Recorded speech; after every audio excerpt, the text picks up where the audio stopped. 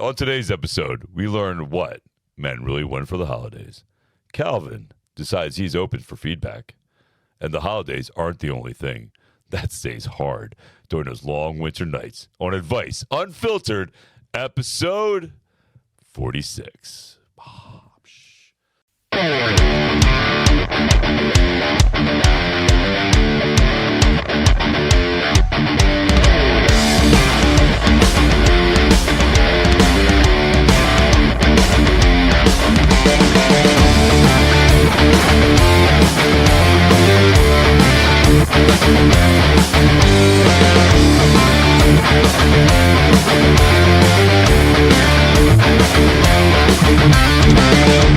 Ladies and gentlemen, boys and girls, you all know what time it is. It's Advice Unfiltered, episode 46. Woo! What's up? That's right. We still have not been canceled yet, which is really amazing. Which haven't been canceled yet? Thank God. I love it. Every time I post something, I'm always this was so funny. So I'm gonna start this off with my mother-in-law. So one third. So obviously my father-in-law was here the other day.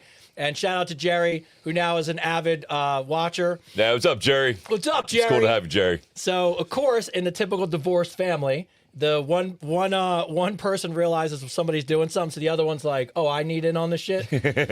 So 1:30 in the morning, I get a message from my mother-in-law, and I'm like, usually I'm like, okay, it's gonna be something crazy, and she goes, "Hey, I just want to talk to you about your show." And, how really, I can't watch it. And I just see, that's how it starts. Can't watch it. And I was like... Can't watch your show. I was like, all right, this is going to be good. And it was really funny. She was like, it was really nice. She's wishing us all the success. And she was just talking about how, she's kind of prudish, so the content is probably a little bit, too much for her. Mm-hmm. And as I'm reading it, I'm prudish. We're just talking about adult stuff. Just adult You're an adult. stuff. You're an adult. You have kids, I mean, you obviously know what the birds and the bees are all about. So, but it was really funny. As I'm reading it, I realize I'm clipping the cut about how to give a blowjob. It's fucking great.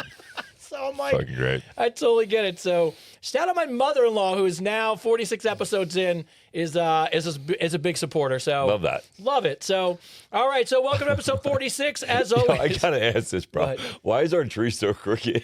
It's because it's probably high. Look at how crooked it is. It's so bad. This is how we live life. It's how we live life. Just letting you know, we're off kilter. Yeah. That's it. There you go. That's better. There we go. There we go. We're guys. We don't pay attention. I like how you figured it out, though. Yeah, I was just looking. I was like, it looks sad. By the way, now I know you do look handsome today. You're filling your shirt out. Thank you. In a good way. This is one of those collar and co shirts. Collar and co shirts. They do a good job. They do a good job. All right, Collar and Co. Stop sending them to one person, by the way. Yeah, Damn you, Collar and Co. All right, but as always, welcome to episode 46 of Advice Unfiltered. We are live on TikTok, Instagram, YouTube. TikTok, Instagram, YouTube, and Facebook. Yeah, and Facebook. We're live everywhere. Yeah. So if you're joining us for the first time, welcome to the Advice Unfiltered family. Appreciate you joining us.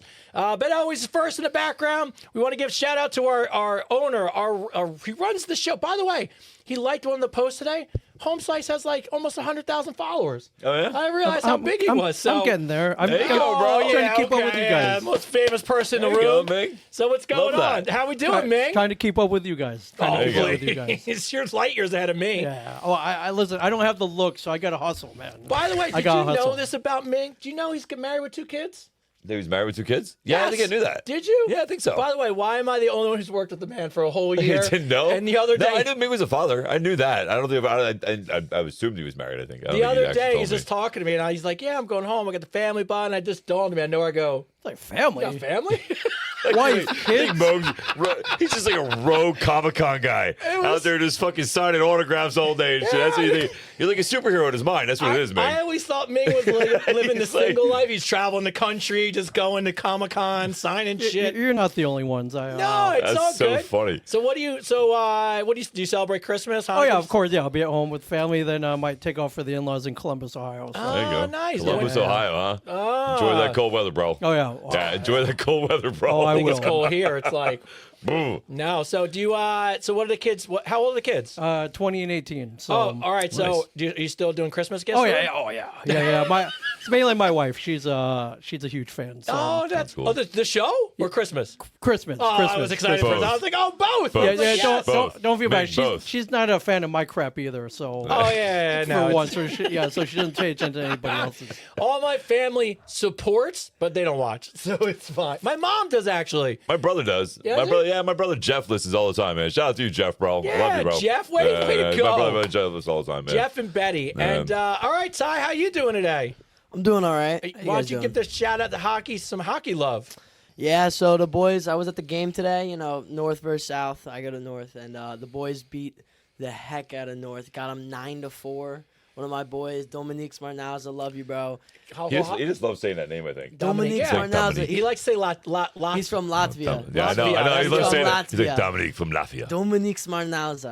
What did you think of the TikTok I sent you about the women to men ratio in Latvia? Did you see it? Oh, Dom already sent that to me. He told me we're doing a boys trip. I told him that. I just randomly came across my feed. It must be because the Universe listens. And Latvia has a problem where there's too many hot women Yeah, I to saw not that. enough men. I saw that. Yeah, I saw that. Yeah. I It's like a said 60-to-1 ratio or some shit. And as boys from the Yeah. country, I was like, buddy, what are you doing? Don't go to Puerto Rico. Go to Go to Latvia. So, So funny. yeah. So you're next week, bro. You're going to be in the couch. You excited? yeah, I'm hyped. You're coming into the zone. I know. Ah, all right. So, and what's on your Christmas list, by the way? I don't know. I mean, the only really one thing that I wanted for so long was the driver's license in the car, and I have that. Do you hear this? I don't got to buy him shit. I love that. This is awesome. only things that I would want probably No, we're done. You don't have to go any further than that. You just said a driver's license in the car. You're done. That's awesome. So funny. perfect. No, what else do you want? Because I need to cheat. I want to see if I got it. Like snowboard stuff. Oh, snowboard stuff? All right, yeah. You're shit out Snowboard of luck. stuff, clothes, Just normal stuff? normal stuff. All right, good. Well, and how are you doing there? But it's so weird to see you now and not see you as much as I used to. Hey, it is weird. I almost stopped in there today. Did you? I almost legitimately pulled it. I was driving past. I was like, I'm going to pull in.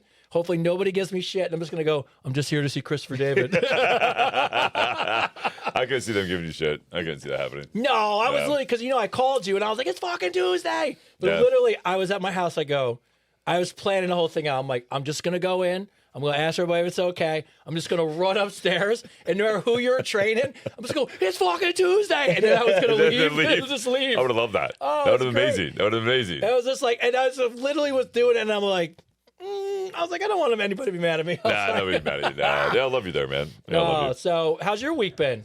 It's busy.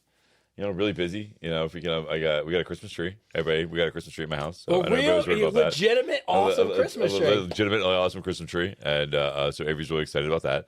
We got a really cool star too. It's got a disco ball in it. It's like a star with a disco. It's like a star. It's not a disco ball. It's a star and the North Pole, right? The pole. Okay. And then at the top of the pole has stars that shoot up into the sky.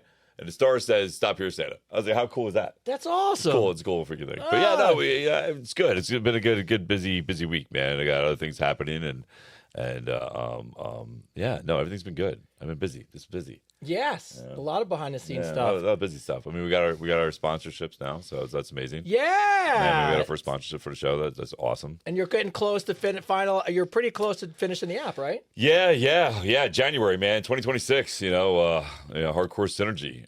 The app with me and Alexis and some other people. It's gonna be awesome. She's a phenomenal nutritionalist and trainer, and we're gonna have other people popping in here and there on the app to make it exciting. It's gonna be fun. It's gonna be really good, man. It's gonna be something that everybody can use, and it's gonna be bilingual.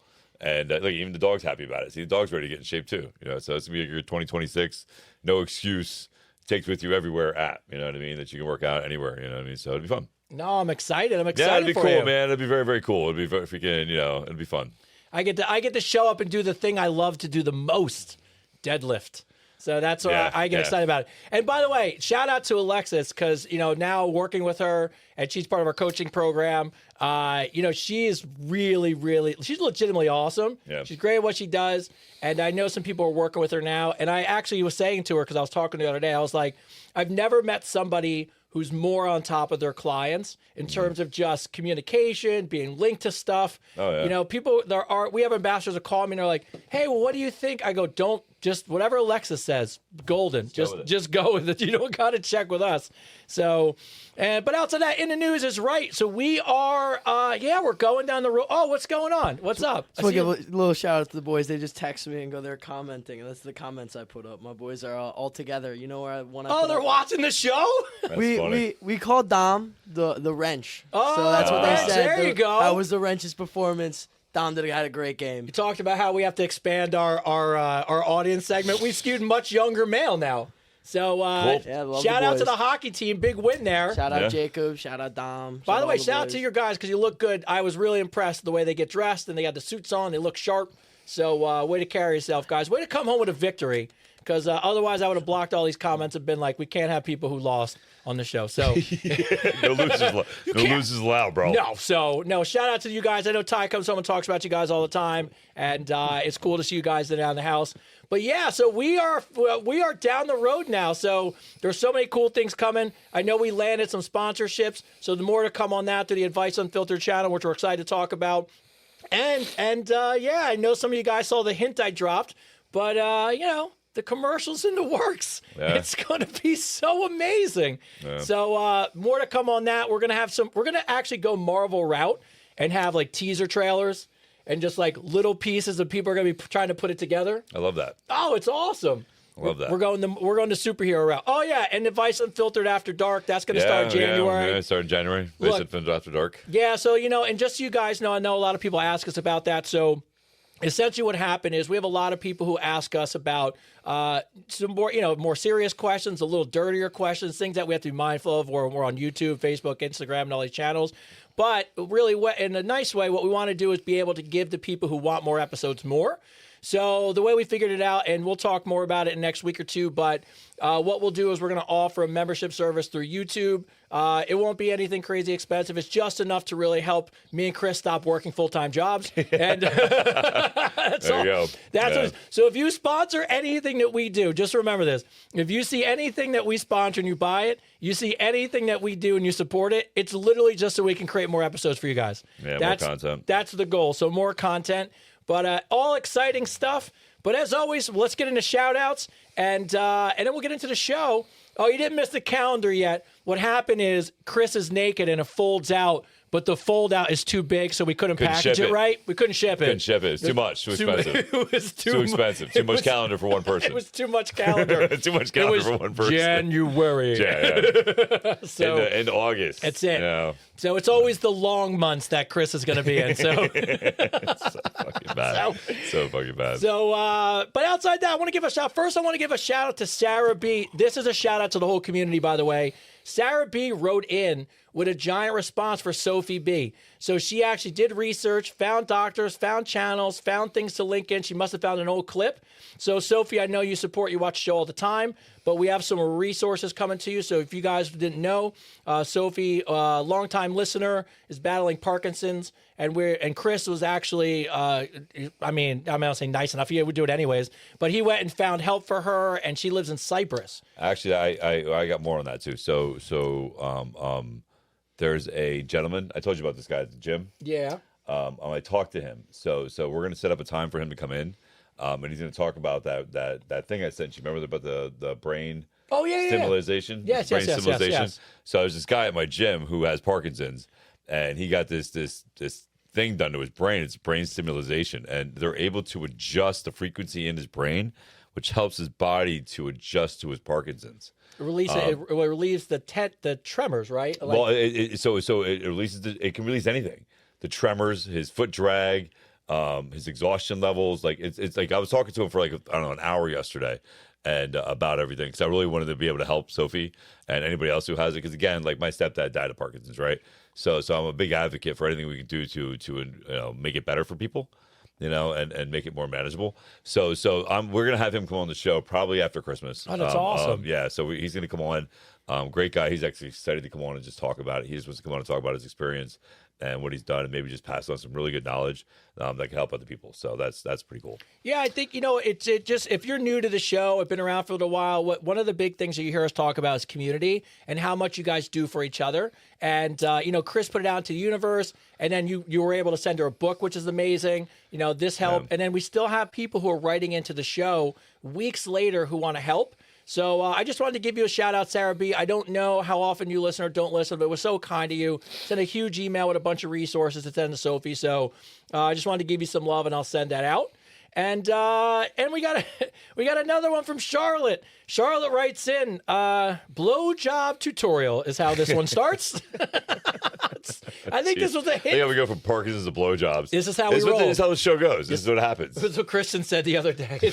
You go from saving lives to, what kind of vibrator do you like? Yeah, people getting choked out. All right. Yeah, so blowjob tutorial. Dear Chris and Tony, in last week's episode, a girl wrote in stating she didn't know how to give a good blowjob. If she Googled sexologist tutorials, she will be able to research different techniques of applying massage, finding a man's pleasure points, and overall making her man harder than a Chinese arithmetic. Wow, very specific. By the way, Was that by the way, she says something that I don't remember you said on the show, which must be from something else, or maybe because you sucked a lollipop in your car the other day. Oh, and I was like, "Ooh, look at Chris." She wrote, "By the way, Chris was right when he said practice on a Tootsie Pop because they have a ridge around the middle, and she can practice sucking and flicking her tongue across the ridge at the same time." You're welcome, Charlotte. It's so funny. So funny. Good go, Charlotte. By the way, don't forget the balls. Don't talk about Amy. Yeah, that's so funny. By the way, Right? I don't remember a Tootsie Pop and you going into the ridge part of. I didn't go. No. All I said is you can practice on a Tootsie Pop. Oh, she how many went. licks? Somebody wrote in how many licks does it take to get to the center. And I was like, yeah, but Tootsie Pop. That's what I said. Oh, Forget. she went. Oh, yes. she just went and ran. She just went off on the rails in that one. Oh, she's like, well, actually, what you could do is. But that actually, and it sounds like she's practiced that. So there you go. Hey, well, shout out Charlotte, who sounds shout like. out to Charlotte and Tootsie Pop. Yeah, she's the goat. If you want to sponsor us, Tootsie Pops, we obviously have an audience that likes Tootsie Pops. Bro. So I'm more of a blow pop guy. Oh, I love. Oh, there you go. Pun intended. There it is. Also tastes better. It's just so By the way, funny. Charlotte, maybe you should be a guest on the show. Terrible. Look, we go. Our first guest goes over rhinos. Our second guest, we'll talk about Parkinson's. Oh yeah, we got to talk about Tony. Yeah. We got about Tony. Let's keep going with this. But And then we got to remind me. We got to talk about Tony and the Oh, rhinos. we'll bring it back, and then Charlotte comes on and gives a sex ed class. And by the way, we would love to have a sex expert on. There's one. I already talked to her. We're gonna have her come on. This is so great. Yeah, she was just on a whole bunch of stuff. She loves our show. I'm in the works of talking to her, and we're gonna make that happen. I can't tell you how excited me and Chris are for the guest lineup that's coming this Yeah, way. yeah. Oh, it's gonna be I've reached out to a lot of people, and what's really great is everybody's really excited about it. You know what I mean, everybody likes our show, and they're excited about coming on, which is great. I love that, man. Can we talk about the other one that you sent me? Who? The one from YouTube? Nolan Taylor? Yeah. Yeah, no, Nolan Taylor's a great guy, great song. Don't mind our mascot today, guys. He's loving life right now. Chris is so now that my dog knows he can come down to the show, and he's ever since Chris walked in my house, he's obsessed with Chris. He's like, "Bud, pet me. I'm over here, buddy. I'm over here." I'm waiting for. All right, bud. I'm waiting for him to be like, "I believe in you, Chris. I believe in the best in you." I believe you can pet me, Chris. That's you can right. pet me. Yeah, That's right. Hey. I don't mind. He can stay here all day. That's a good doggy. By the way, if he was a woman, he has no teeth, so it'd be fantastic. So, but Goes back to the blowjob. See how we just bring it all back around? all back around. So All back around. All right, so let's go back to Tony for a minute. So I know he's he's going to come on, which is exciting. Where does that stand right now? Well, so no, I talked to him. He said he'd be happy to come on the show. He's going to come here, right? I hope so. Yeah, I'm trying to work it out that he can. Like, so I asked if he goes on tour anytime in the East Coast and stuff. He hasn't gotten back to me yet. But I would love for him to come to the show and do do a song.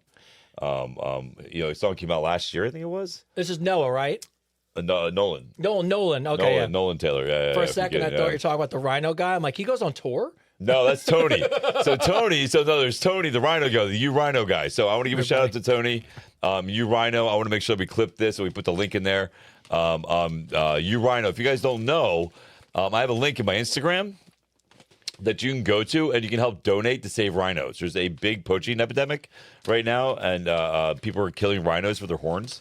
and their horns don't do anything. There's no medical stuff that horns do. Like, unfortunately, but these people in China think that it is, right? So I believe what I heard is the president said that the rhino horn saved him from cancer, and that put a spike President into Xi? yeah, and that put a spike into the poaching of rhinos, right? So this guy Tony at U Rhino, and again the link's in my bio and on Instagram, and I'll post another thing about it on Facebook and TikTok and all that stuff. They do this thing where they go in and they get to the rhinos before the poachers do, and they trank them and they shave the horn off to make sure that there's no reason to kill the rhino, right? Because if the rhinos don't have their horns, the poachers aren't going to kill them, right? So it's a really great cause. It's for a really great, species of animal. I love rhinos. I think it'd be cool if we could, go down there. And there's a thing also that if you want to, you can join it. I'm not sure about the price, but you can check it out. You can actually join me in April if everything works out, and go down there and save some rhinos on a safari. Which is pretty cool. So shout out to Tony, shout out to you Rhino, shout out to their cause. Again, what we're here to do is make a difference and help everybody and everything we can. All right. By the way, I'm so excited, just so you guys know. So we have a new sponsor, which we'll unveil in the next week or two. And we were talking to him. The guy's fantastic. The company's great. We dug into them. But the one thing I said to the guy was, here's the deal. If you can send me the dog treats and my dog likes them, then I know it's going to be good because we're dog fans. And this was so... He's going to He's town. loving it. Yeah, buddy. He's loving it. Oh, and look. Well, it's pumpkin and peanut butter. Yeah. I'm like, it's pumpkin and peanut butter. Yeah, if we can. Yeah, so yeah, John, man. Shout out to John, right? John, shout out to you. We haven't even started working with you yet. My dog loves your stuff already. Yeah, this stuff here is Calming Canine, man. So what this is organic pumpkin and peanut butter. General relief for aches and anxious moments. So great for older dogs. Yeah. And dogs that get 15. anxiety. Yeah. So if we can, he was sitting here all excited. Now he's sitting here going. Now he's calm. You don't even see him on the So thing. shout out to John. Shout out to John. Calming Canine. Great product, man. Freaking. Yeah, that's great. I love when somebody gives us something and me and you were just like, you hand it to me today and you go, here, just try these out. And I was like, I wonder if he'll eat it. Like, because you never know with your dog. And, yeah, he's now munching on it. Now you won't see him for the rest of the show. He'll be asleep. I know, I was bummed. I was really petting him. Ah. I was really enjoying petting the dog. So, so that stuff's great. So guests are coming up. Advice Unfiltered After Dark, which is going to be an extra episode. So if you love the show and want to be a member and get it, and by the way, the extra episodes will not go out. They're only for members. So if you're a member, it's the only way you can get the actual extra episodes. And outside that, we got one other cool thing. You don't know this, but we're up for some more podcast awards. Are we really? Yes, we are. I'm not surprised. I'm not. I mean, at this point, surprised. it's awesome. Yes. So Silver Sound is like one of the biggest production companies, and they manage some of the biggest podcasts. And they reached out to me and were like, "Hey, we're missing your show. New York City puts on a huge podcast award, and we saw what you've won so far. And they're like, how come you haven't submitted for us?" And I was like, I'm like, we don't know. Like, we're so new, and like, we don't know how this stuff works. Yeah, we don't. I don't know. And they were like, no, you guys need to be in. So shout out to Silver Sound and the New York City Podcast Awards. Cool. For reaching out to me and asking us to be a part of what they do. So that's awesome. And the last shout out is to an actually she wrote in the question about that just popped up on the screen. Erica P, who's an OG, who's probably asked some of the best questions that we've ever had on the show. Shout out to you. Good morning, guys. Can I ask for a simple request? Can you wish me a happy birthday? She turned 50. So shout out to you, Erica P, for turning 50 and watching the show as much as you do. We appreciate you. And I love when people have a birthday and they go, all I want to do is watch the next episode. I'm like, you just started an epidemic right there. Oh, a happy birthday shout outs? Everybody's in fucking right now. You don't get a happy birthday shout out unless you're an OG regular. $2.99. Like, you can find me on Cameo. So, by the way, how's Cameo going? Great. It's going really good. I forget always sometimes to bring it up, but Cameo's going good. No, I've got a lot of Merry Christmas and birthday. I think I just posted, actually, I was ranked number 1 there. You were ranked number 1 on Cameo for Christmas stuff? No, for overall. Overall? Yeah, it's on Instagram somewhere. I posted it. I'm number one. Yeah. Are you fucking serious? Yeah, I didn't even know. Yeah, number 1. And I've done 353 cameos. You've done 300 cameos? 353. Do you give Isaiah a piece just for pushing you down the I know, road? right? No. If you can, I should give my older son a pace, man. That was his idea for making me do it. No, it's great. You know what I love about it? I honestly, I was hesitant about doing Cameo because, like, man, all these people are gonna have me write in all, just have me Crazy say crazy shit. Like, the one thing that I really thought, because I get the request a lot on social media, was have me going, get in the car, Elizabeth. Get in the car now. So I thought for sure that's what it was going to be. It was just going to be people having me saying, get in the car, Elizabeth, or you've been a bad girl. You've been very bad. And then that's what I thought I was going to be doing, right? And I was like, that's stupid. I don't want to do that. And it's not. It's not. Like, literally, everybody, I haven't got one of those. I wasn't any ideas. You just don't threw do it that, out. by the You way. just threw it out. Just threw it out there. But I thought it would be that, right? But it's not. It's actually people wanted me. So if you look at it, a lot of it's the birthday, were birthday cameos. And then a lot of them were, I think I Miss Yous.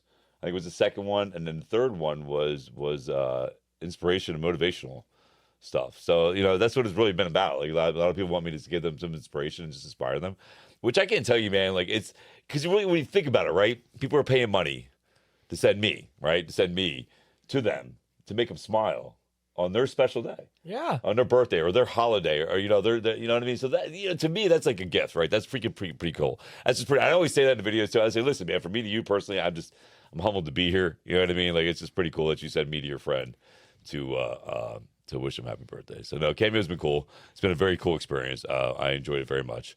You can find me on Cameo. There you go. You've had some like legitimately really touching.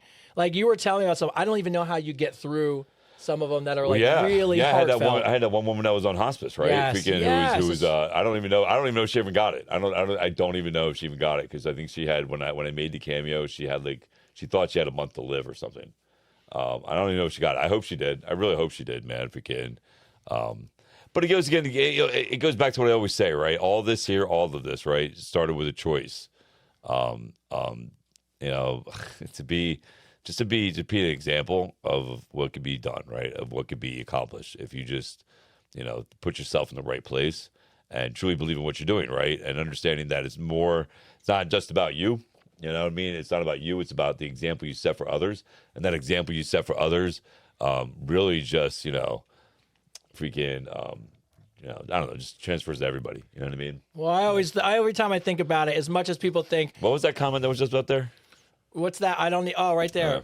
Maybe I get one that's a Get your ass to the gym, Jenny. Get your ass to the gym, Jenny. There you go. Cut it right there. No, don't cut it right there. Pay me. That was free. It's Christmas. I got kids. That was free. You can screenshot that and enroll with it. So, all right. So, no, I always bring it up because I'm always just, it just shows your character, because it really, I get the emails about them all the time about how great it was for you to send the Cameo in and how much they really appreciated it. And to your point, it's never something, it's always something so heartfelt. Yeah. They're like, hey, I just want to say how much I appreciated it. So shout out to you. Shout out to you from me and Erica's 50th. So, all right, first question comes in. First question of the night. First question of the night. Woo, here we go. Now it's about you. You. I promise this one is a very adult question, and it's well thought out. So Brian from Phoenix writes in. And by the way, just so you guys know, I did see a theme. And we talk about it all the time, the holidays are tough for a lot of people. Holidays are lonely. We develop strategies to try to get through them. We have the Advice Ambassador group. A couple of the one-on-ones today were really heartfelt and really thought about, how you deal with stuff at this time of year. And this reminded me of this, so we're going to start off with this question. Hey, Chris and Tony, I heard a quote that recently stuck with me. The monster I created to protect the child in me is difficult to manage as I've grown up. And I can't stop thinking about this. As someone who's gone through a lot of shit growing up, I can see how certain traits have helped me survive back then. Being guarded, emotionally tough, I'm always in control and not needing anyone. But now those things are showing up in my adult life in ways that really hurt me sometimes in my relationships and really my ability to fully open up. It feels like I've become a different version of myself to still protect that younger kid. But that version doesn't always serve me anymore. How do you guys feel about the idea that many of us are still living out this protection strategy that we built as kids? And how do we start honoring what we kept us safe without ruining our entire life? Well, it's absolute facts. It's 100% what you. And here's the thing you have to understand too: is everything you just said is what something that's going through trauma or any kind of difficulty growing up is reaction. It's literally it's something that we all deal with, all of us, right? That's why there's a saying, man. Save the child, save the man, right? So yeah, so the first step is that you recognize it, right? The first step of healing that child is you recognize it, right? You recognize that there is an issue, right? And then the second thing you have to do is recognize the triggers. What reverts you back to that mechanism that you taught yourself to survive as a child? What are those incidents that happen, right? And then understand that you're not there anymore, right? You're not that child, right? And I think something else that really helped me was remembering what I wanted to be when I grew up. That's a good one. You know what I mean? Like, I remember the person that I thought about who I wanted to be when I grew up, right? And then I think to myself, would that child be proud of who I am now? Did I do the work? Did I do the work that, for me, I made a promise. I say this all the time. I made a promise when I was 7 years old. I'll never forget. I got on that plane. I was crying my eyes out. My dad got me on that plane, and I flew off on that plane. And I promised myself that I would never, ever let a child I have feel what I feel right now in that plane, right? And that's driven me. That's driven me to be a better father. That's driven me to be a better man. That's driven me to be successful. I used that monster I created, right, to better my life, right, and to not only just better my life, but be a more present father for my kids, right? I stopped generational abandonment, right? So is what I did, because it was just my dad's fault. My dad's dad wasn't there. My dad's dad on top of that wasn't there. You know what I mean? So it was a generational thing. It wasn't like something that was just my father chose to be, move to Florida and me live in Pennsylvania, right? It was all he knew. So I stopped all that. Like, I crushed all that. So when I think about the father, that kid that I was, because I had a traumatic life too. It wasn't all sunshines and rainbows. I think about it now, and I look back and I think, yeah, I might have went off the beaten course a little bit. I might have took longer to get to where I wanted to be. But I'm really happy that I did the work. It's doing the work, right? So it's doing the work. You really just have to do the work. So you really have to recognize those triggers and then change your response to those triggers. But you're doing the right thing because you're on the right path. That's why you ask the question. Like, you ask the question. When people ask these type of questions at this point in time in their lives, they're asking these type of questions because you're more aware now, right? You're ready. That you're conscious, Tony. You're ready for the next step. That because you're seeking information, you're seeking knowledge to grow and evolve. So bravo to you. And keep doing what you're doing. Just do some research, do some work. Like, find different habits and way to control that monster you created, and eventually you can let it go. You don't need it anymore. Like, I don't need that monster I created to protect myself from abandonment issues as a kid anymore. Like, I'm good. You know what I mean? So, but it took me years. It took me a lot of years to get there, and it's still a working pattern, right? I still, it's been 10 years I've been working on myself. It's still something that I still need to practice daily, right? I still practice those good habits to keep me in that spot, of good positive thinking. Yeah, I know from my end of it, I don't know personally what that's like on that end, but I can tell you from someone I'm very close with, I am on the other end of it where the person I'm very close with deals with this. Yeah. And someone who's like in has a very good relationship with this person, I would tell you, I recognize how traumatic it is, being in your 50s and still dealing with your insecurities. You're not feeling confident about yourself. You always think that the bottom's going to fall out of everything. So all I can tell you from someone on the other side of it, who is there as a friend and as someone who loves that person, you got to just really help build them up. You got to be understanding. You got to always remember, it's not about me. Like, in other words, it's not actually pointed at me. It comes from their childhood trauma. And all you can do is, what I try to do the best I can is just build their confidence and help them, remind them it's going to be safe. And also, like, I don't ever talk. I talk about it's okay to be afraid. It's okay. That's what happens. But at the end of the day, we have to live in the moment today. This is where we're at. This is where we are. I'm here for you. And if anything goes wrong, you got a whole bunch of people that got your back. So I give you bravos for that, right? So that's a good thing. So if we want to take it from the aspect of a relationship, what you said is spot on. Like, spot on, dude. Because so like, a lot of times when people are dealing with people who have built a monster or a wall around themselves like this, take it personally. You know, it creates more stress and more arguments and everything else, right? Sometimes you're absolutely right that you know, you got to separate their trauma from the reality of the relationship which you're in, right? And that's hard. That's fucking hard, bro. It was hard. It's fucking hard, dude. I'll give you props for that, man, because that's a self-awareness thing, right? So seeing the situation for what it truly is and not making it about yourself as somebody in a relationship is the right move 100% every time. Yeah, so hopefully that helps you out. Yeah. Nicole from Tampa writes in, "Hey, Chris and Tony, I've been hearing more about your ambassador coaching program, and I'm really curious about what you're seeing now that you're working with people one-on-one, especially during the holidays when emotion, stress, and habits seem to be amplified. From your perspective, what are the biggest common struggles or themes that people bring right now, and what tend to be the biggest breakthroughs once they start doing the work? For someone who's interested in possibly joining your program next year, what are the qualities or mindsets that you actually look for in a participant?" So essentially, what are we seeing right now as a theme? And then when we go possibly to do this again next year, what do we look for in people? Well, I'll let you start with that. Why don't you answer that first question first? Because you've actually helped, you know, do this whole thing. So what I would tell you is, actually, me and Chris talked about this. So as many people think it's about fitness, and I think Chris, you know, it's a really interesting for someone who's in fitness as much as you are to has a very good perspective on this. It's about the person as a whole. It's about their mental fitness, their physical fitness, the way they approach the world. So it's not just about like, hey, who goes to the gym? Yeah. It's really just helping these people through their whole life, and really how everything is all about them being a fit human being. And that's definitely what we looked for. And I think everybody that we found and we talked about fits that mold. Yeah. But this resonated with me today. And it was really important because a couple of people I talked to today were really in that, it finally had hit them to be in that deep spot of depression because of the holiday. And what I reminded them, and this is a theme I think that a lot of us have to remember, we have to be a willing participant in getting out of the hole sometimes. And what I told somebody today I think really resonates was, here's the deal. I said, what's the thing that's holding you back right now? And they were like, look, I get really lonely. And I think that's a common theme for most of us during a holiday. And I said, okay, so let's talk about, what that feels like. I said, here's my take on depression.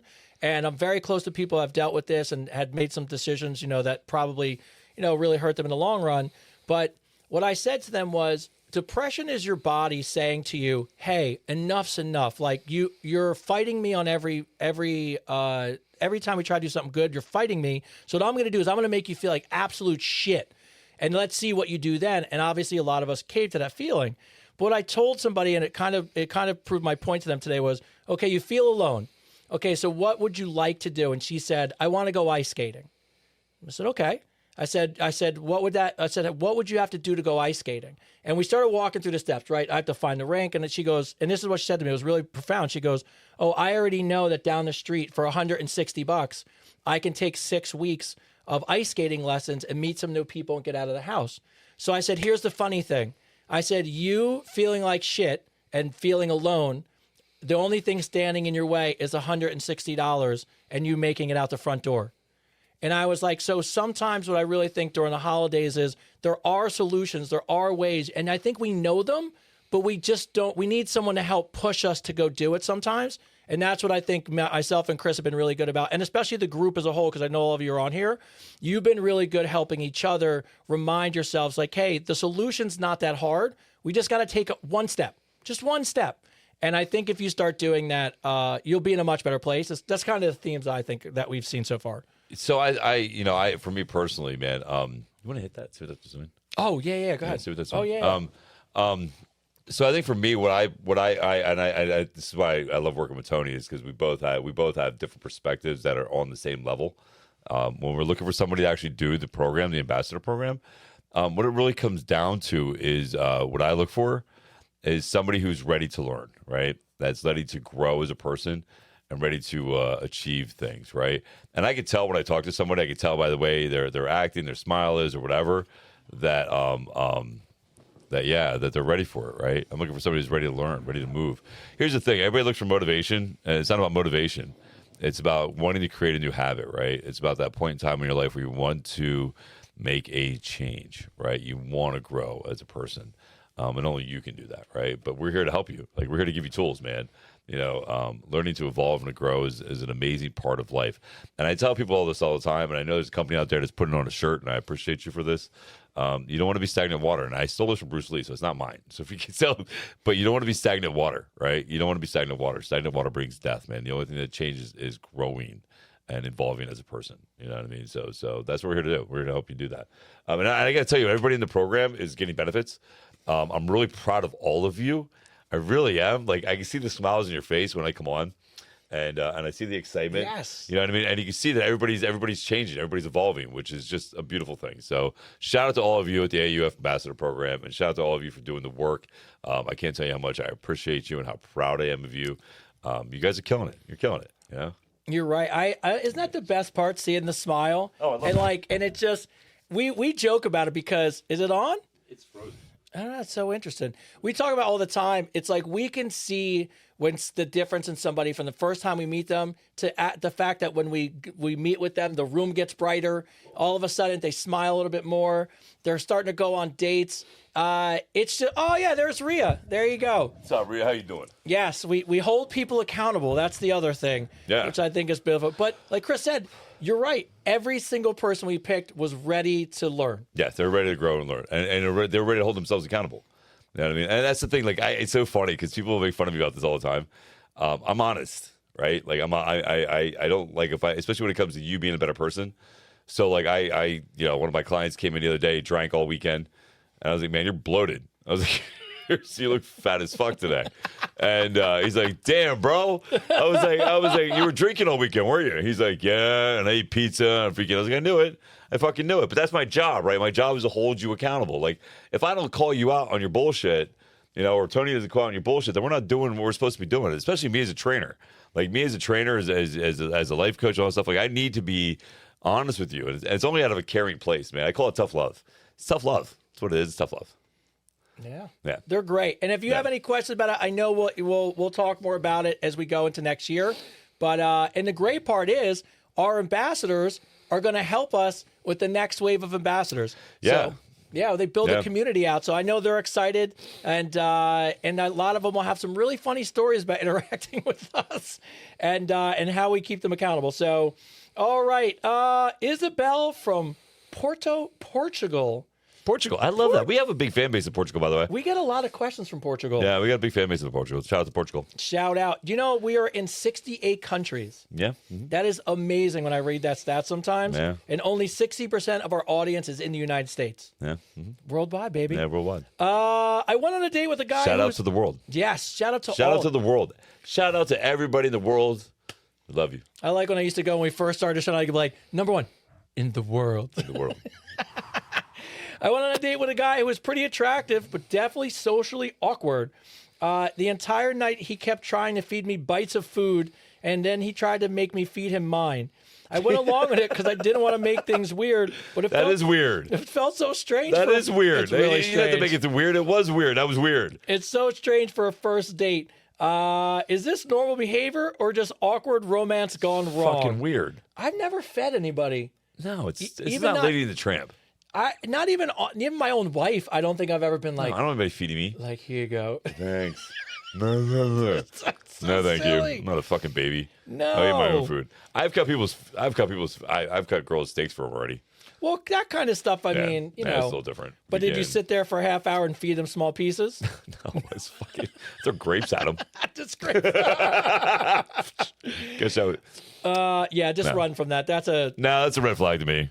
I'm sorry, it's just a little too much. It's like, the guy has a whole knight in shining armor romantic fallacy thing going on. I don't know. I don't know. He's a nice guy. I just think it's weird. I just wouldn't do it. It's weird. It is what it is. I just wouldn't do that. Yeah, it's No. fucking weird. You already did the weird thing. What you should have did is you should act like you couldn't get it in your mouth and be like, just fucking and act like you kept missing the fork. Like, The horrible part of a date like that is the fact that at least you were nice enough to finish the date, because that would be so tough to do. Did you just do it with the main course, or you do it with all the food? No, he did it with all of it, and then he That's tried to get her to fucking do it back to weird. him. All the food. All the food. How did he get it to you? He was like this. Come here. So fucking weird. Where do people learn this I shit? don't know.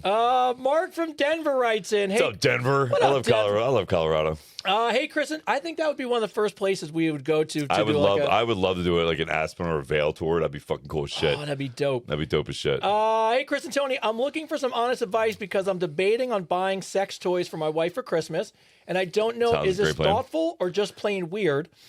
We've been married for a while, so our relationship's solid. She's casually dropping hints to me about being curious and wanting to spice things up, but I've never actually gone there. I don't want her to feel awkward or pressured, and I'm not saying she's done enough, but part of me feels like this could actually be a fun way to open the door. Is this a good idea as a Christmas gift? And what should I buy first? So I was gonna say. So I think it's a good idea as long as you don't have kids and there's no family members around.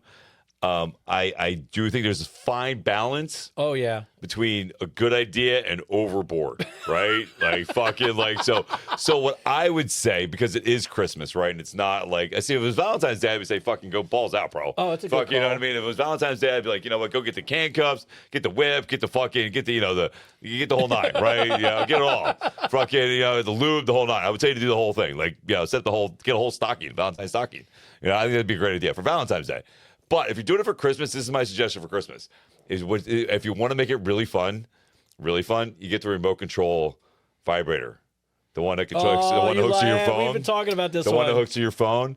Because then it's fun for both of you, right? It's not just a toy for her and you to watch.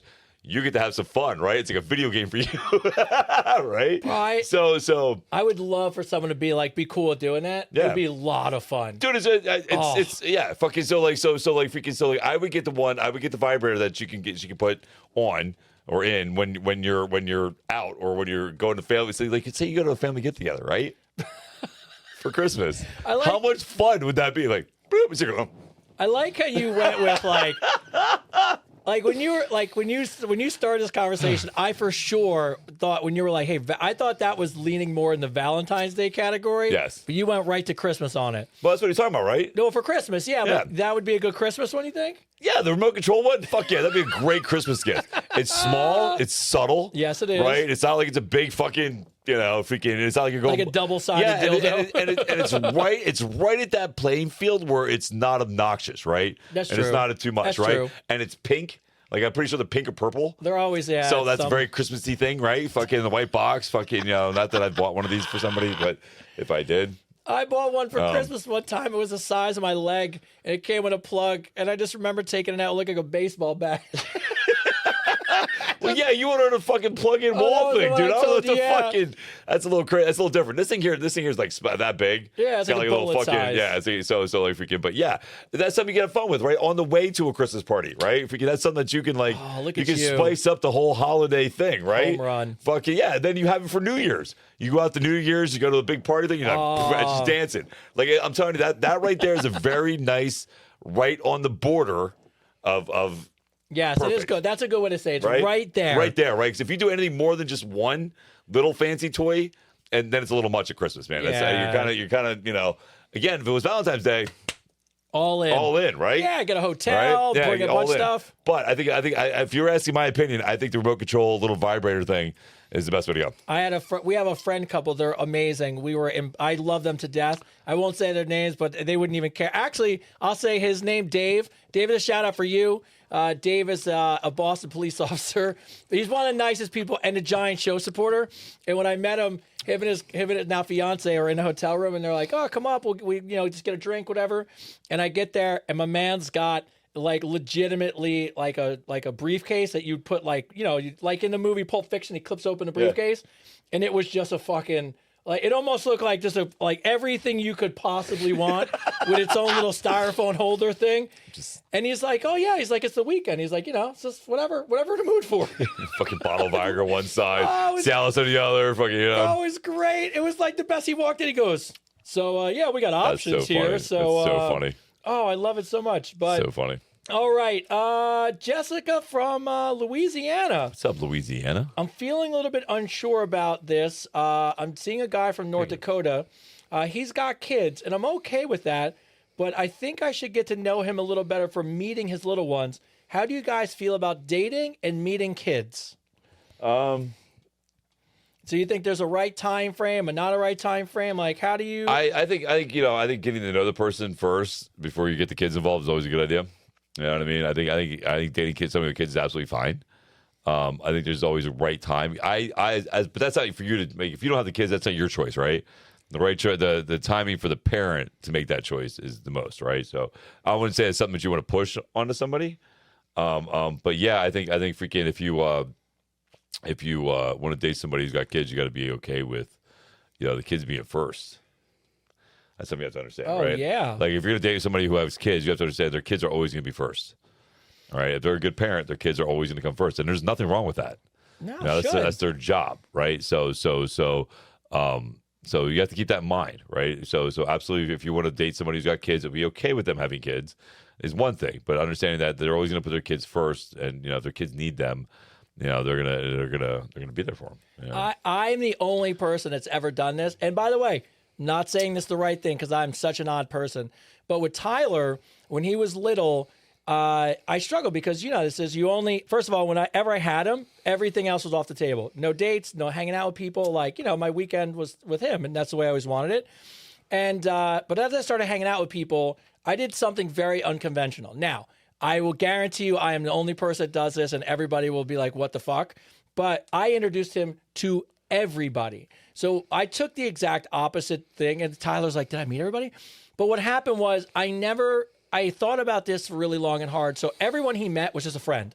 And by the way, I didn't even have to be dating people. It literally was friends and the people I was dating and seeing.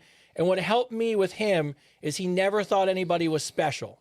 And that kind of helped because if I kept him away from everybody and then randomly introduced him to somebody, I always thought to myself that person, he would have to tag special to them.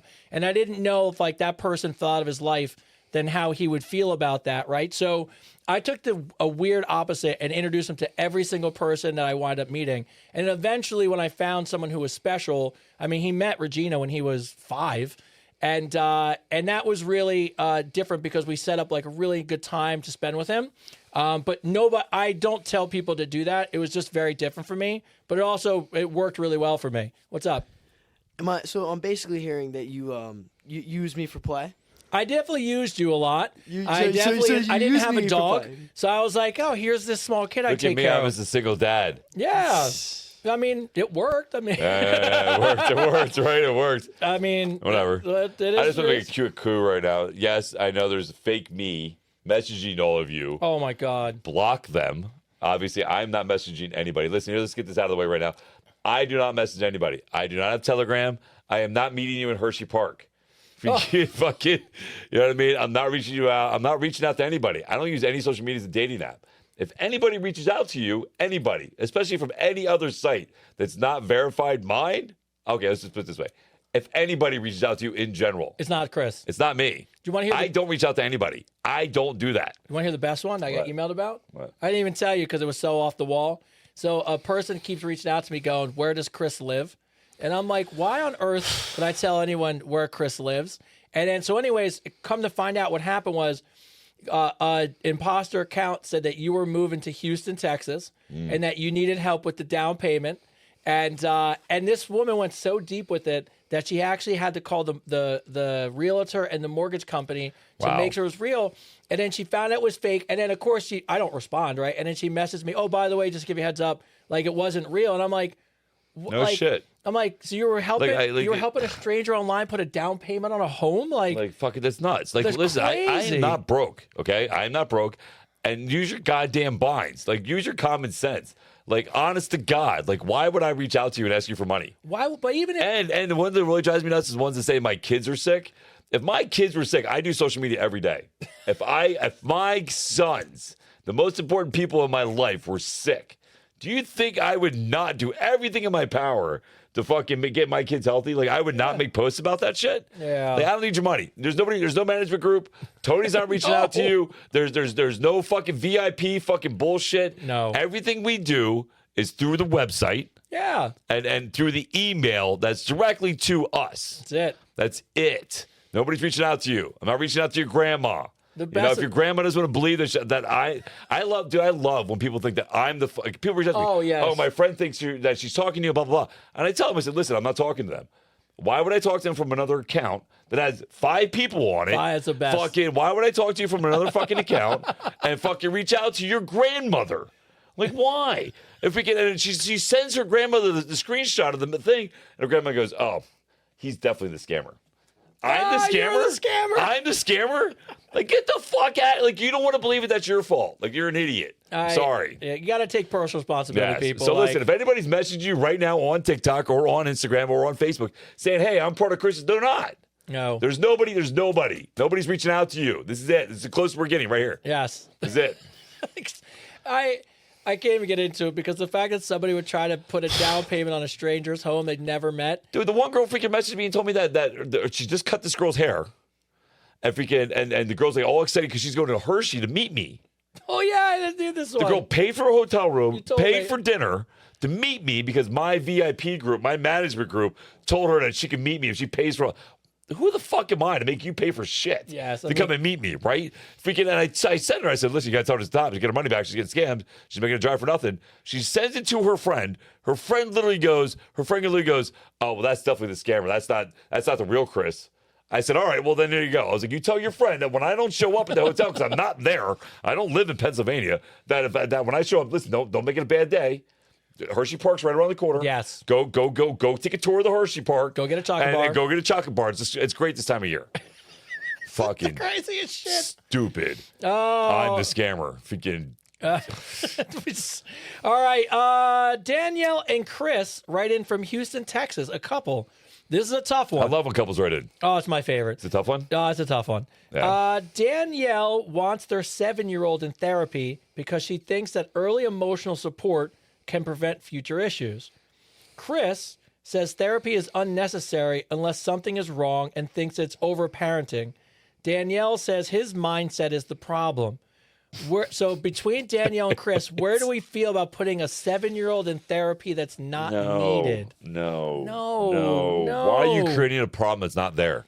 Oh. Why? So what you're telling me, right, is that you want to make your child feel like they have a problem when they don't have one. Yeah. You want to make them feel like there's something wrong with them when there's not. Like, that's what you're doing.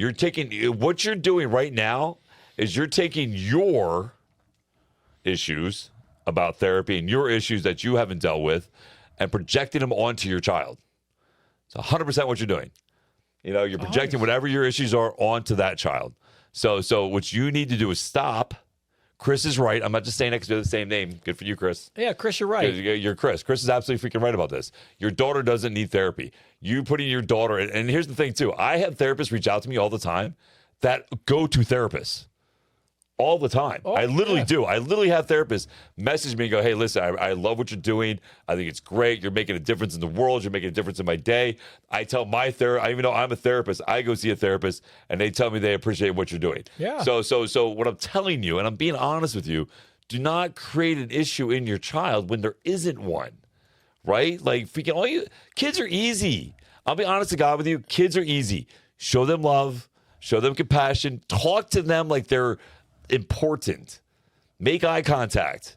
Let them know that they're safe and secure with you, and your kid's going to grow up fine. Yes. You know what I mean? The biggest thing is make that eye contact, make that connection, hug your child, let them know they're loved, let them know the world isn't an easy place. No. That the world is hard, but it's how you frame it, as Tony says, or how your perception is of it that defines your lifestyle, right? And then what the habits you create. So if you want to do something good for your daughter, if you want to do something good for your kids, take them hiking, spend more time with them, read a book to them. If we can do stuff that's going to make memories and not problems. Yeah, it drives me crazy when I see and this is the problem nowadays. Like, you used to think that it was overparenting when it came to sports. And now when it's stuff like this, when I see, hey, this is my child. They're 3. They haven't picked a gender yet. And I just want to, I want to go through the internet and I want to strangle the parent. Because what you're doing as a parent is you're putting your thoughts, your feelings, your political, whatever your fucking beliefs, issues are. your issues on a 3-year-old. Yeah. Like, oh, they haven't picked their gender yet? Like, they're, what? Like, what? Yeah. Like, what the Here's fuck the thing. about? Here's something I've done really good at, and I'm very proud of this, is I let my children be their own individuals. I let them develop in who they think they need to be for themselves. Listen, I've got issues. I've got fucking issues, man. You know, Lord knows I've got fucking problems, right? But they're my problems. They're my problems.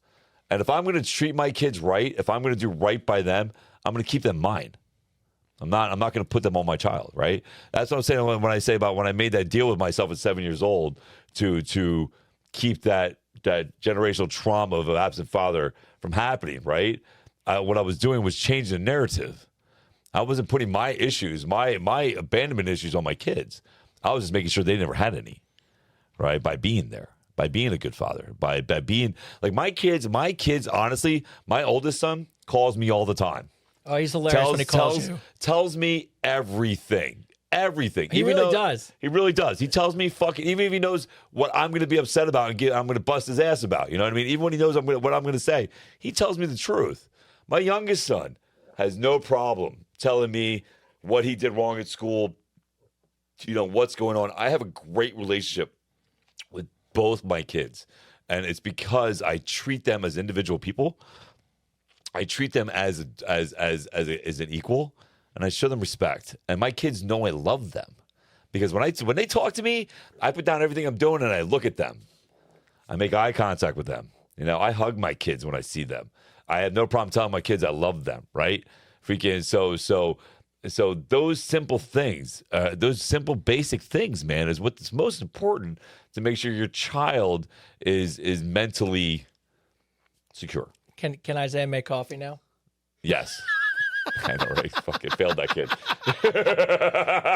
See, I was too busy hugging him. I should have taught him how to make coffee. No, he's doing good. No, he's doing really, really good. He just made 2 big sales for iHeartRadio, so good for him. Yeah, he made 2 really big sales for iHeartRadio. So shout out, kid. Up, buddy. Yeah, do your thing, kid. So look, I say it all the time about Tyler. One of the things about him when he was growing up is, and I think you hit the nail on the head. Like me and his mom don't get along, and that's fine. But it never was about him. As far as he was concerned, I'm like, your mom loves you. I love you. We love you. It doesn't matter about us or what we go through. Your job is to protect your kids from that shit.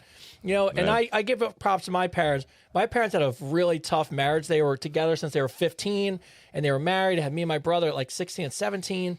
But when they got divorced, I remember talking to my brother about it. We had zero clue.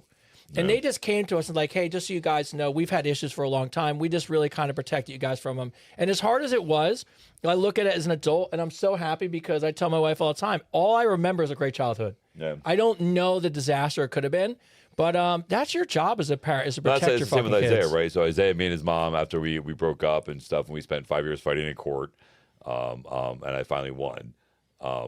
You know, I made sure, even though I won, that I had her at every single holiday, every single birthday party, everything that had to do with our son Isaiah. We did it together, right? So my oldest son will tell you that even though he grew up in a broken home, he never felt like he had a broken home. You know what I mean? He never felt like that, right? And that's because we put the kid first. You know, but the whole thing here is going back to that whole don't create a problem when there's not one there. You know what I mean? Kayla and Jordan write in from Seattle, Washington. What's up, Washington? All right. So my boyfriend keeps getting a hard on in the middle of the night. Well, good for him. Good for him, baby. Good for you, bro. You know your test is good. Every time it happens, I wake up mad because I swear he must be having some kind of sex dream. No. He keeps saying, babe, it's biology. It's not about anyone.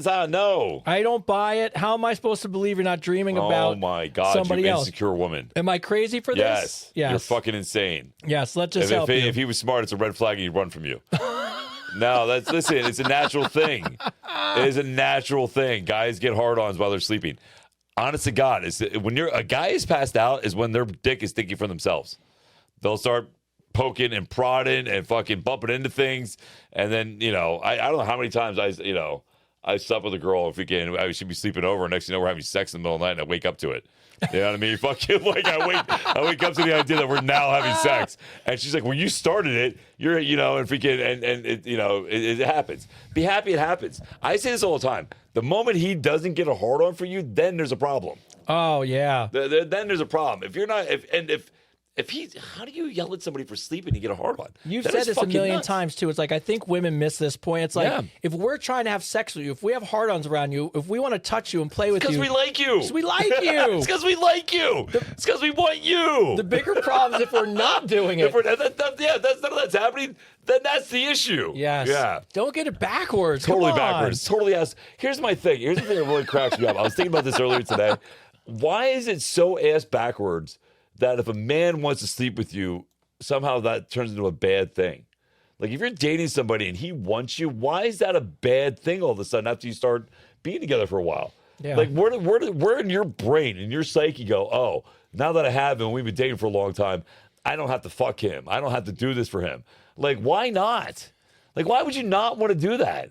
That's like, that's like, I don't know. That's like going to like the best cake factory ever and decide you don't want a piece of cake. That's just not in the cake. It's just Yeah. stupid. It's just dumb. I think about this all the time because I remember being going to therapy with somebody and this came up and I said, I struggle because to me the you look at the honeymoon phase of a relationship and it's funny how people are willing to do fucking anything when it's about gaining your attention and getting rid of the rest of the hoes that are around you.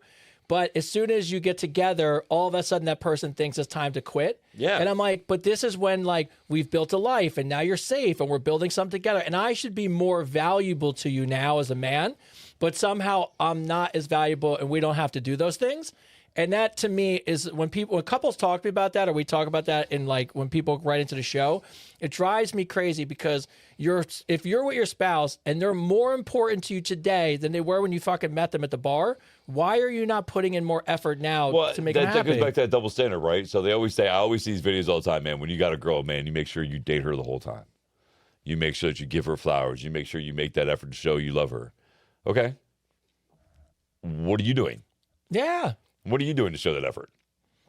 What are you doing to let that man know that you care? What are you doing to make sure that you still have him? Like, why is it one-sided? Why is the guy got to do all this stuff to prove he loves you and blah, blah, blah, but you don't have to do anything to keep his love? Bro, Fuck that shit. here's the thing that fucking drives me up a wall. Think about this.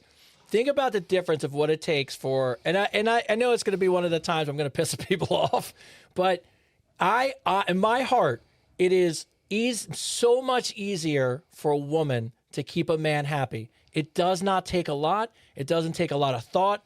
It's so it's so simple, but yet, and it's so hard for us for everything that we're asked to do and be all these things that we have to be a protector, provider, and do this and be here and take care of all these things.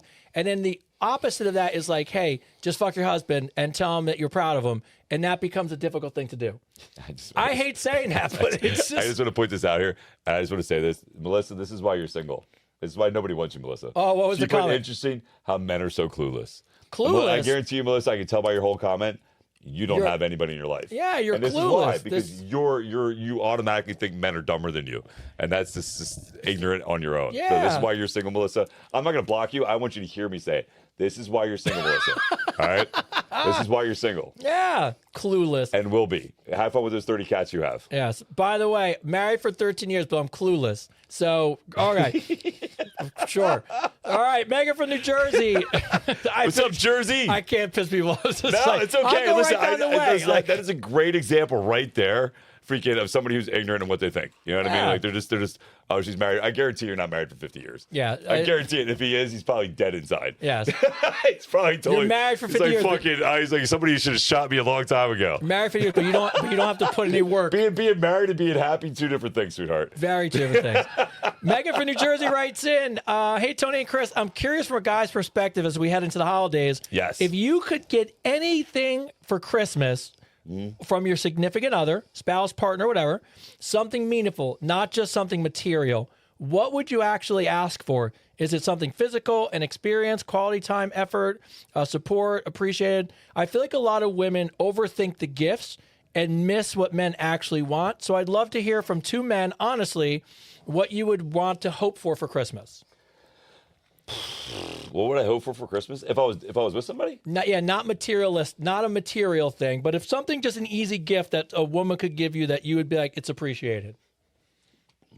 Look at Tyler. What, you got an idea, Tyler? What does a 17-year-old want from his girlfriend? No. My friends make this joke all the time. Oh God, what is it? I know you guys will find it funny. Okay, this is gonna be They good. always, they're my friends that have girlfriends. They always tell their girlfriend, "I just want you under the tree, just wrapped, nothing else." That's normal. That's a great answer. That's a great but, answer. It's a good answer. But like, I'll be an easy. I tell my wife all the time because she struggles because I don't need anything. Like, what do I wear? Jeans and t-shirt. You don't need to buy me anything but here's what I ask for, and this is just for me. I like experiences. So I like to go away so we can spend time together. I was going to say the same thing. I would say if you want to give me anything for Christmas, give me a gift to travel. Yeah, like I want to go somewhere. Yeah, you know I what like I mean? going I want to away. go do something. You know what I mean? You don't have to give me. I don't want anything. I don't materialistic wise. No. You know what I mean? I'd rather go do something amazing, and have a trip. Yeah, you spend time together, you get away from people, Yeah. you obviously can connect. And obviously, like, look, and I'm not even saying it to be sexual. It's just, I think those memories, that time away, and that quality time is priceless. So actually, Yeah. my wife knows when we buy gifts for each other, I bet you any amount of money, most of the things upstairs for me are probably experiences. Tickets to a show. Yeah, like no, that's absolutely. Experiences are the best thing to do. Like, you're Yeah. going to spend money on anything. Like so for me, like my oldest son asked me, he goes, "Dad, what do you want for Christmas?" And I told him, I said, "Man, it's, you know what, I got what I want for Christmas. Like I'm going to spend it with both my boys. I mean, we're going to be spend time together doing something exciting, and that's going to be my Christmas present. You know what I mean? That's all I need to do. I love that one. A massage, a great meal, and a new Great experience. I like that. Yes, absolutely, 100%. Yeah, that's awesome. Rachel and Tom from Nashville. Hey, Chris and Tony, we're reaching out together because even though we're currently separated, we're trying to navigate this season as thoughtfully as possible for the kids. This will be our first Christmas and New Year's not living under the same roof, and we both are feeling a mix of guilt, sadness, and anxiety about how to handle the holidays without creating any stress for the kids. We want our kids to feel safe, loved, and excited, but we're just not sure how to approach this. Can you guys talk about this from two dads who've been divorced? That's a tough one. I understand what you're both going through. I really do. I think, is this the first one? First one. First holiday where they're separated, living in separate places. I think it's okay to have a sleepover. You know what I mean? If you're comfortable doing that, I think it's okay to have a sleepover. I think it's okay to instead of like, him sleeping in your room or you sleeping in his room, you can just make it that you guys have this big camp out sleepover, like a whole new tradition thing, right? Trying to make it fun. And it's going to be hard, right? Because if this is how you really want it to be separated, eventually you're going to have to pull the Band-Aid off and not have the overnight stuff, right? I don't know how old your kids are. I think they're very young. It's the best thing to do that. I think it's put your stuff aside and spend that time together for the kids. You both don't want to miss out, right? And if you guys are able to communicate on a very mature level and put the kids first, I think it's good to share those experiences together. Here's something people don't think about. They don't think about this when they get divorced and they have kids and all this stuff is that you, even though you're divorced, you are entwined together for the rest of your lives. I still talk to my oldest kid's mom. My oldest kid's 26. I still talk to her. You know what I mean? I still, if she's got to complain about something about our kid, I'm the one she calls, right? So if we can, it's something that you're gonna, you have to both get and me and her fought for 5 years in court, spent like $25,000 and did this whole battle thing. And it wasn't until after it was done that we got along. And now I'll be honest with you, man, it's been 21 years since then. And, God bless his mom. I appreciate everything she does for him and everything else. We have a good bond. I consider her a really good friend. Like, I consider her a really good person. She did a milestone in my kid's life, my youngest kid's life. She came and testified on my behalf to get my youngest son. She literally looked at the lawyer and my ex-wife and said, fighting me in court was the biggest mistake she ever made because I'm never going to give up and I'm a good dad. And she was right. But I think you have to remember you got married as friends, right? You got married because you love each other. You have kids because you loved each other. And I think if you handle it maturely and you're able to have those moments still together as a family, I think you should take advantage of it.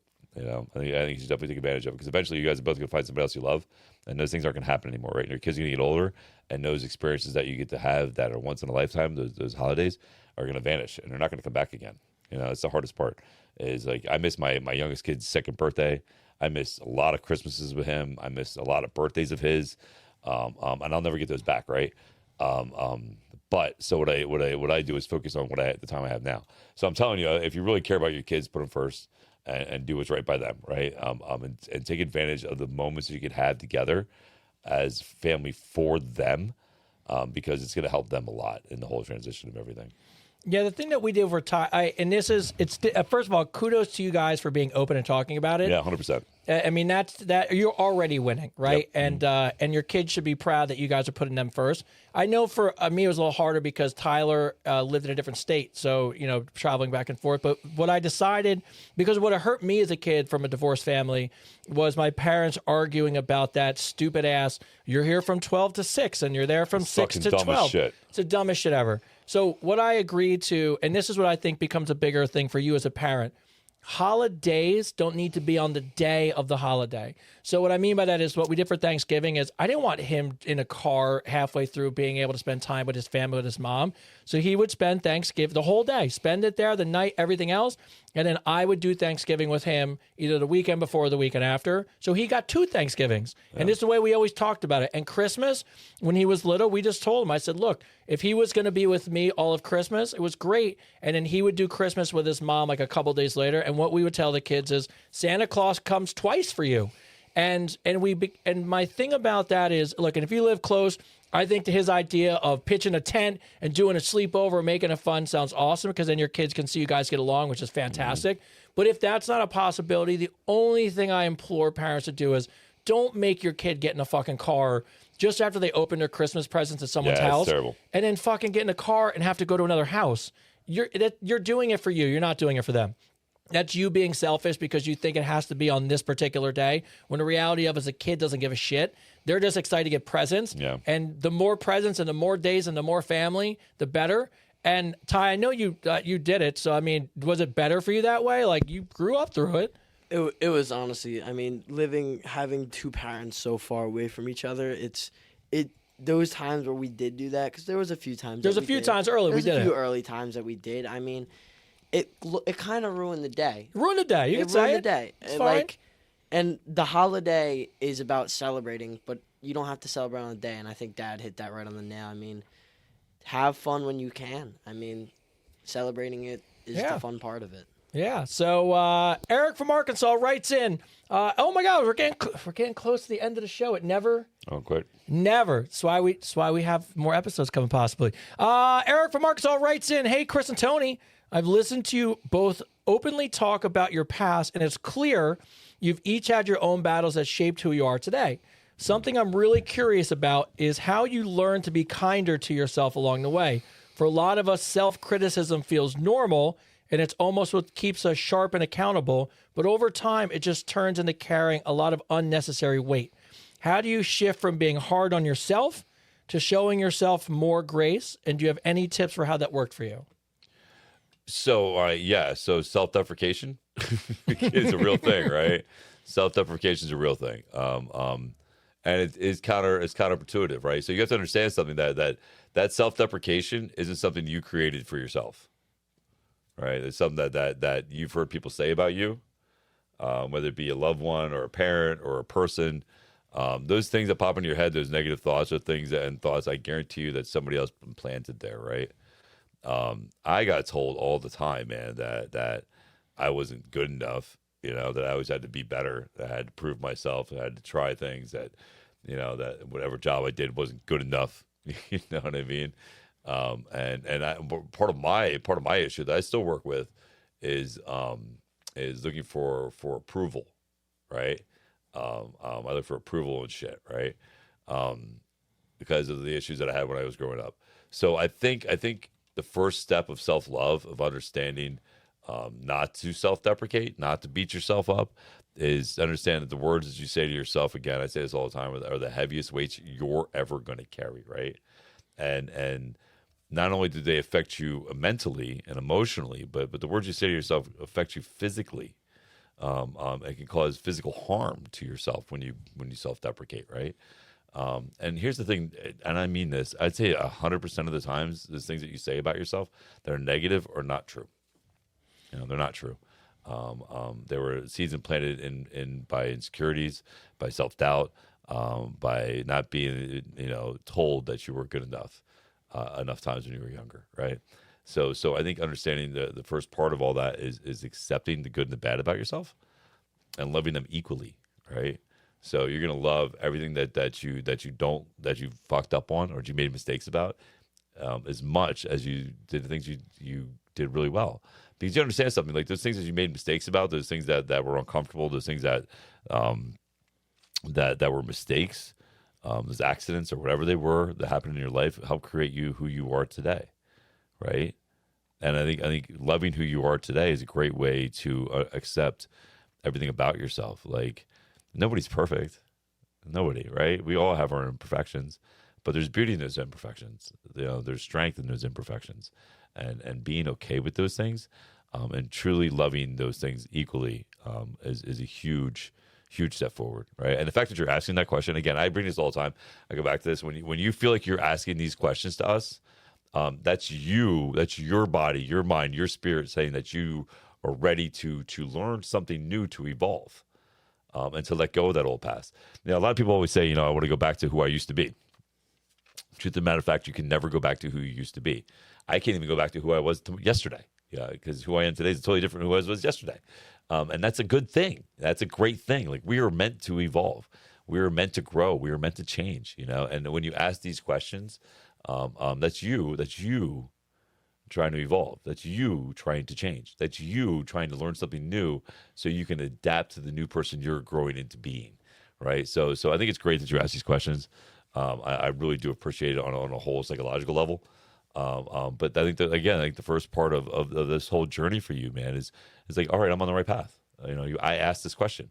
I'm ready to learn more. I'm ready to evolve and change. And I'm going to keep asking these questions to get more knowledge so I can evolve into that person that I really, truly love and want to be. Yeah, and it's exactly the same, evolving and growing. All I ever thought about when I was down on myself, to be kind to myself, was I just wanted to continue to grow and learn. And I just always felt that if I could look at myself and feel like I was heading in the right direction, I was growing as a person, I was trying to learn, I found that it was easier to be kinder to myself because I felt like I was becoming a better person. And when I stopped growing and stopped learning and shut down, that's when I always would feel the worst about myself. Mm-hmm. So 100% right on the head. We got 2 questions left. The first one's Calvin from Auckland, New Zealand. Auckland, New Zealand. It's funny because I had a friend of mine who reached out to me I haven't talked to in years from New Zealand. So shout out to you, Jess. Freaking, I haven't talked to her in years. She showed up on my feed all of a sudden. But yeah, from New Zealand. So shout out to Kiwis. The Kiwis, baby. Kiwis. I went on a date with a girl and everything seemed great. We even hooked up and spent the night together. Yesterday, I asked her if she wanted. By the way, I just got this in. Yesterday, I asked her if she wanted to go out again. She said yes, and then has immediately texted me with this following message, which I have not answered yet. I'm waiting for you guys to help me answer it. She wrote me, "Would you be open to feedback?" I haven't responded yet because I have no idea what that means. How am I supposed to respond to this? Is it normal, or am I getting hit with a performance review? Wait, what? So you went on a date, Yes. They hooked up, everything went great, and they slept together. Okay. So a couple of days went past, and so he wrote her, was like, hey, just wanted to see if she wanted to go out again. And she said yes. And yesterday, in the middle of their text conversation, she followed up with a random thing. Would you be open to feedback? So he said, he watches the show. He said, I haven't answered this text message yet. He wants to know how we would answer it. No. No. No. If she's asking you for feedback, if she's telling you she wants to give you feedback, it's not going to be good. No. It's not going to be a good review. Because if it was really good, she wouldn't even want to tell you. She'd be telling all her friends. Just the fact that, you know what, and even if you don't say yes, because here's why. Even if you wanted to and it's wrong, it's going to stick in your head. I'm going to tell you to say yes. I want to know. You want to know? It's no longer about you, bro. I want to know what the feedback is. Yes. You know what I mean? I want to know. No, I want to know. I want to know what she's going to say. It's going to be some fucking brutal shit, Look, bro. Calvin, if you care about this show. If you care about we need a follow-up. You'll say yes. And then tell us what it was. and then don't talk to her anymore after that. Fuck. That's crazy. No, I think. Listen, I think You could always write her, "Are you open to one as well?" But then it goes off on the you know, wrong foot. It doesn't matter what you say, right? It's gonna come off like you're being a dick. Freaking. No, I don't know. I mean, maybe it's a good review. Maybe she gives you a 5-star review. Is there a fucking app that does that? Is there? I could have swore. I swear to God, there's this app that tells women whether or not guys are any good in bed. If there's not, we should create one. Oh my God, could you imagine? We should create an app. That's the app you should make. We should make an app that lets women vote if any guy's any good. That'd be terrible, though. That'd be terrible. Guys, no, never mind. The Don't do that. viciousness. No, Don't do that. Don't do that. No. That'd be terrible. I just say that because I know I get a good one. That was it. She like, are you any good in bed? Just be like, you can go ahead and check me out on Advice Unfiltered. Advice Unfiltered. You can check out my 72 reviews. Yeah, I want to know what she's going to say. I'm so curious. I mean, listen, honest advice, no. No. But For a good show. please, Calvin, just ask. I'm so curious. Know that she's not good for you. Aren't you guys curious? Yes. No. So fucking curious. Just ask, and then do me a favor. Just send me an email tomorrow and tell me what it was. It'd be fantastic. We're going to tell everybody. Of course we are. But he watches the show. He knows. All right. And to bring the show home, So funny. Elias from Oslo, Norway. I went on a date with the girl and everything seemed totally normal. But when we were leaving the restaurant, the hostess stopped us with the manager because she stole the silverware, the salt and pepper shakers, and even the tiny centerpiece that she stuffed into her purse my while I was in the God. bathroom. They ended up letting us go, and I was fucking embarrassed. The date ended fine, but she just messaged me. She wants to go out again. I'm going to be honest with you guys. She's really pretty. And I'm curious what it would be like outside the restaurant. But is this something a guy can realistically look past? So let me get this straight. It was their first date, First date. and she decided to steal everything. He goes to the bathroom and she decides to steal all the shit, the table. So the silverware, the centerpiece, the salt and pepper shakers, and shoves them into her purse. And they get called on the way out. Wow. I mean, That's a huge red flag, bro. giant red flag. Giant red flag. I don't care how hot she is. Here's the problem. Like, if she's You know what cracks me up is the guy's actually thinking about going on a date with her again. well, that's the whole. That's what I'm the glad. funniest part, right? Because Where's she's the chick hot. at? Because he said, because Oslo, Norway. Oslo, Oslo, all right, Norway. Because well, he said she's hot, and that's of course. This is how funny it is. This is why I hate doing this. I know I'm gonna be such an ass when I do this. Let a guy have stole some shit, and let some girl. What girl is gonna be like? But he was so hot. I want to see if I can go on a date with again. Yeah, Right? Only a guy would be like, okay. Only right. guys are like, well, she's pretty. Maybe Melissa's right. Guys aren't clueless. Nothing else wrong about you, Melissa. No, we might be stupid sometimes. We're not clueless though. I mean, I was fucking like, why would you go on? All right, so yes, no, no, yes, no. yes, she's hot. No, don't go on a date with her. No. Freaking, yeah, dude. Like, listen, you're thinking with your dick. You are. You're straight up thinking with your dick. And here's what's happening: is you think you're gonna get laid by her? It's not. It's gonna be the guy that you're in jail with after you get arrested with her. Yes, she's She's gonna steal fucking you, bro. She's gonna steal your kidney while you're sleeping. Yeah, she's gonna steal your kidney, or you're gonna end up in jail with a big dude. He's gonna, oh, you sure you got a pretty mouth? Yeah, you're not gonna get her at all. So no, don't. And here's the thing: I would tell you to I would tell you, listen, just invite her over, make her dinner, but she might steal your shit. She'll steal your shit. She's That's gonna what I'm steal your worried shit. about. Yeah, she would Yes. steal your shit. So no, that's a huge red flag. Run, bro. Like run. No. Or I had girls. Listen, I had girls do that to me once in St. Patty's Day in Miami. Fucking these chicks came running up to me. They're like, oh, you know, I'm going back like a long time ago. And fucking they came up to me. They're like, oh my god, come with us. We're going to the bar. And blah blah blah. And they're like jumping on me and like give me a kiss on my cheek. And blah blah blah. We go in the bar. I go to the bathroom. I come back. They're gone. The bartender's looking at me and go, that's $130. Oh yeah, the tab. I go, for what? And he goes, they ordered shots that you were paying for it. I was like, well, you're a fucking idiot because I wasn't even standing here, bro. Yeah. I was like, I'm not paying for shit. And fucking, I was like, I don't know what you're talking about, dude. I was like, I literally just met them right outside the road. Like, right outside, dude. I don't even know their names. And the guy's like, oh, well, somebody's got to pay for this. I'm like, yeah, well, you got to go find them, bro. I was like, I didn't order shit. I didn't even drink anything in your bar. But yeah, no, that's a huge, and then I walk out of the bar and they see me like, hey, and I'm like, no. And I walk the other way. Walk the other way, bro. Jesus. Or you could, but like I No. said, just don't bring her home because she's gonna steal your shit. If you do go on a date with her, don't let us know. That's why Let us I always know. like side to it. Or you could be in jail. He said, he goes, you got a purty mouth. You got to put him out there, Bob. Fuck no. All right, as we bring the show to a close, as always, first off, any final thoughts from you there, sir? Any shout-outs to the hockey squad? Any shout-outs from you, young sir? Shouts out to the Wrench. Love you, bro. Shouts out to North Hockey. Shouts out to everyone, all my friends. Love them all. Shouts out to Dad. Know you've been putting in hard work. Getting there. I barely see you come up from this basement, putting all this work in. Are you moving? You're moving over to the couch next week. You excited? Yeah, I'm really excited. It's gonna be a good time. We got a little setup for you. A little setup. There you go. Then you can give the crew a shout out. Well, you're doing a great job, and never forget, you're part of an award-winning show, baby. I know. So we could say that. And Ming, anything? Now, Ming, you're gonna be here next week? I'll be here next week. All right, Yes, so we for got the one couch more, we got debut. one more Yeah, pre-Christmas I episode should be for you. here. Yeah, for All sure. right, good. I wanted to make sure before we saw you for the holidays. Any shout-outs for you there, sir? It's an honor being here every Oh, week, bro, so we love you to I death. You're the being most down famous here. person in the room. Well, I meant to ask you this. So, what does an 18-year-old and a 20-year-old ask you for Christmas?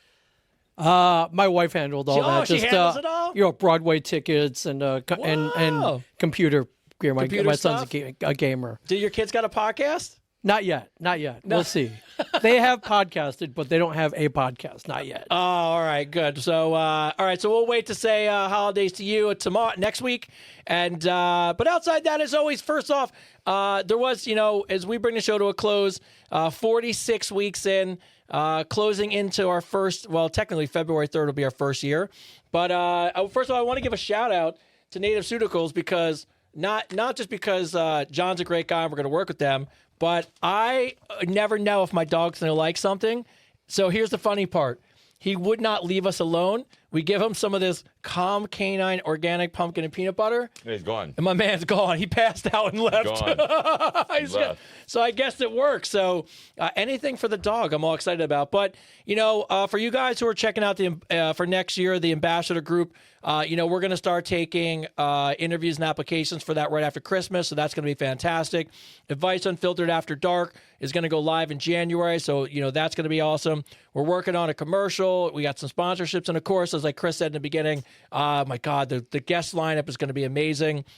So there's a lot of really, really great things. But honestly, and I know Chris will say this as well, none of this is possible without you guys who join the show. None of this is possible without you guys watching us live and joining us from all of these different things that we do and supporting us and sharing and liking, subscribing. And we really just are so lucky this holiday season to be blessed with the love and the support that you guys give us. And we're really happy. I mean, Chris nailed a home run when he thought about this show being about the people.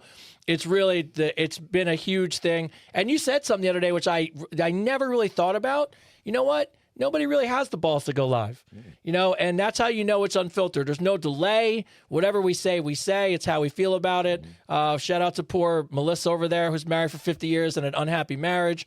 And but as always, I love all you guys back there.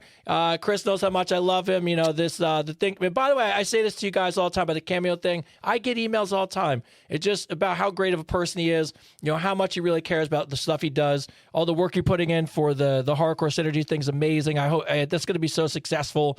And I said it to you when we first met, man. That's true. It's the next. I won't say it to you guys because between us, but yeah, it's just the next year's going to be fucking. Oh, no. It's going to be so amazing. Yeah, I know. And but outside that, I pass it over to the man himself to end the show as always, Christopher David. Yeah, what's up, everybody? What a great show, right? It was fucking good. It was so good. You know what I love about our show? Fucking everything. It's like It's fucking. I love it. You love it everything. all. I love it all, bro. What's really great is to see something that you visioned growing and evolving, right? Like, I started this 9 years ago. Actually, if you want to be accurate about all this, I started this 17 years ago when I first started my first YouTube show called Thinking Thirsty. Thinking Thirsty. So when I graduated from my broadcasting school, I ended up doing the Philly Chili Bowl, and me and these two kids were doing we want to do a food show, and it was called Thinking Thirsty. And it's funny because it came up in my memory on YouTube. I forgot about it, dude. It's been so long ago. We did like 10 episodes, man. It was all about drinks and food and blah, blah, blah, and making shots and holiday shots. It was a totally different time, man. and then came up past your bedtime with Bobby 5 years ago, up past your bedtime on TikTok, just going live on TikTok, and I knew, man, I knew we had something. I knew I had this idea that if we had these people's comments come up, these viewers come up, and we did it live. We did it live. Nobody has the balls to talk like us. Nobody has the balls to do what we're doing. Everybody's on a delay, right? This is it. This is it. What you see is what you get. And I knew if I found the right person to do it with, and I did, thank God. I gotta say the best thing that ever came in a lifetime was meeting you. God's honest truth, dude. Like I think about how everything lined up, right? How Lifetime came and asked me to work for him. How I struggled the first year to make top trainer, and I did it, and I kicked ass, and I owned it all. And then I was driving to Pennsylvania to do part of the Tribe podcast. I was driving there, 5-hour trip, round trip every Thursday night. I was driving there to do it with three great guys, Buddy, Bobby, and German. I was doing the show with them, part of the Tribe, which I thought was really good. But it was too far. It was too difficult, man. And then meeting you at the right time last year it'd be what, February? February 3rd will be our first. February 3rd year will be a year, man. And I knew I had lightning in a bottle. I knew I just needed the right person to do it with. So I appreciate you, Tony. I appreciate everything you do, to make this show happen. And I appreciate everybody out there. Like, you guys are insane. Like, you guys are crazy.